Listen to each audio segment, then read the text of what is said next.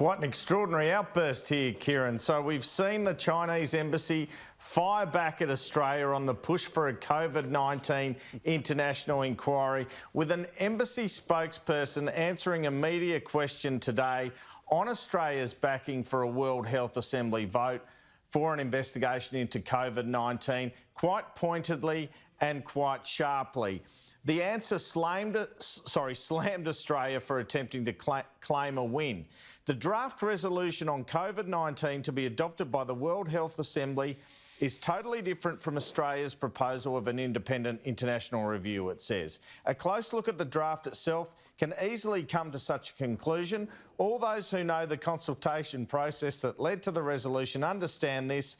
To claim the WHA's resolution a vindication of Australia's call is nothing but a joke.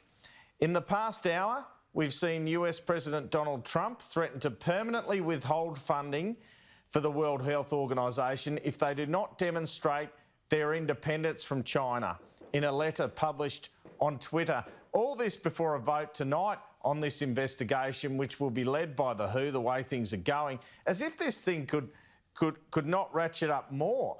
We had last night confirmation China is putting on 80% tariffs for our barley exports, killing our $600 million export industry to China. Here is a key line in the Australian submission submitted yesterday on the barley tariff cut that I can reveal exclusively. The Australian government was given the draft report by the Chinese on May 8 saying, we want to impose these tariffs, and given until 10 a.m. yesterday to respond. It took just hours before China made its final decision. And here's the complaint in their submission back. The Australian government claimed there was lack of sufficient time of disclosure of facts to enable defence of our interests, and said, given the deadline for the provision of comments on 18th of May and the timing of the final determination due 19th of May, it is clear that MOFCOM will be unable to have due regard for any views provided by the Australian government or any separate submission by the Australian barley industry,